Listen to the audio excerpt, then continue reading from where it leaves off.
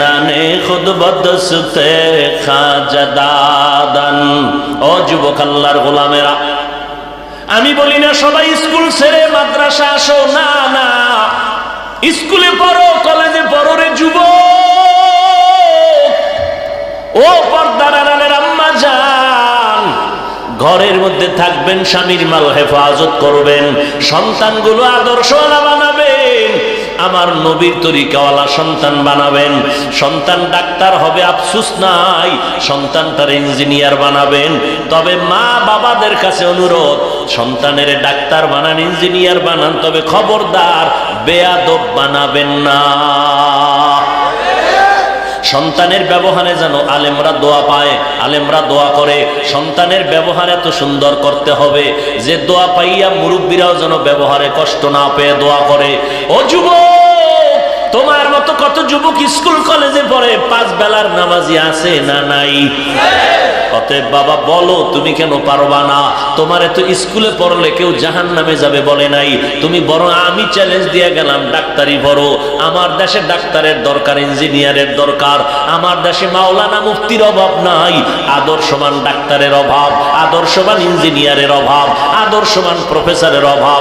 আজকে আমার দেশের প্রত্যেকটা থানায়, জেলায় SP, DC, chairman, member, OC সুদ্ধা যদি 5 ওয়াক্ত নামাজি হয়ে যাইত, আমাদের হুজুরদের কোরআনের বয়ান করতে কোনো পিছনে যেতে হতো না। এরে নবীর উম্মতের দল, যুবক, তুমি ডাক্তার হও, কোরআনটা সিনায় লাগাও। আমার আল্লাহর কোরআন পড়ো, সওয়াব ধরো, সওয়াব কোরআন দেখবা, তাতেও সওয়াব। আর মা বাবার দোয়া নিয়ে আগাও, কারণ মা বাবার দোয়া ছাড়া সামনে আগানো যাবে না। যেই মা বাবা যতই কষ্ট দিছো, কোনোদিন মা তোমার আমার জন্য বরদোয়া করে নাই। ও বাবা, এই এত বয়সে এত দামি চেয়ারে বসার পর বাড়িতে গেলে মা কত মোহব্বত করে, কত আদর করে। রাতের বেলা ঘুমায় গেছি, মশারি টানাইতে মনে নাই, সকালবেলা দেখি মাথার উপরে মশারি টানানো। ও মা, মশারি কে টানাইলো? কয় বাবা, রাতের গভীরে গিয়া দেখি তোরে মশায় কামড়াইছে, এই জন্য আমি নিজে গিয়া মশারি টানাই দিস। এর নাম মা। এর নাম কি? এর যুবক, কয়দিন আগে ময়মনসিংহ, ঢাকা টু ময়মনসিংহ বিশ্ব রোড, তোমরা দেখছো মিডিয়ার মধ্যে, আল্লাহর এক বান্দা, স্ত্রী আর একটা কন্যা সন্তান, মাঝখানে 3 জনে হাতে হাত রাইখা বিশ্ব রোডটা পারাইয়া ওপার যাবে হেঁটে। যখন 2-3 জন মা বাবা, মাঝখানে কন্যা, বিশ্ব রোডে গাড়ি চলে সেকেন্ডের মাথায়। যখন মাঝামাঝি গেল, না সামনে যেতে পারলো না পেছনে, এমন দ্রুত গতির একটা ট্রাক এসে চাপ দিল।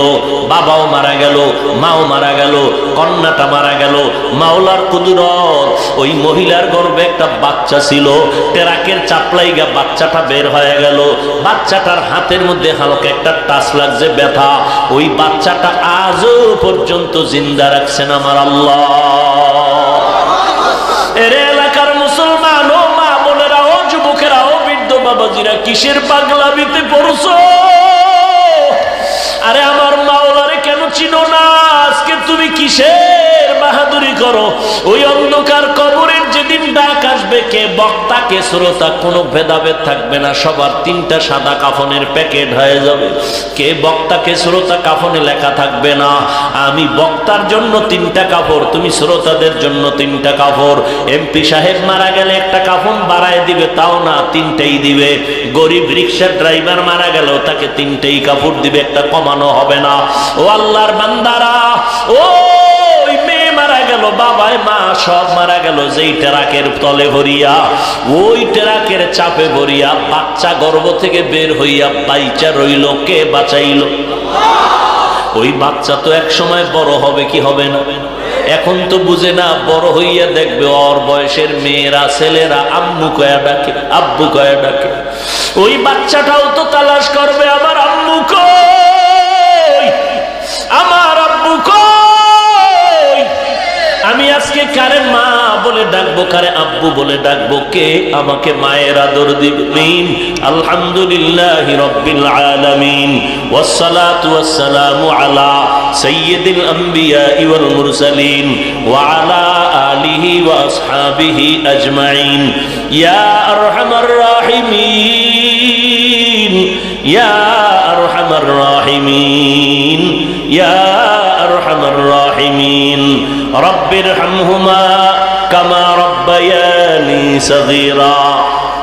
اللهم إنا نعوذ بك من البرص والجنون والجذام وسيء الأسقام. اللهم إنا نسألك رضاك والجنة ونعوذ بك من سخطك والنار.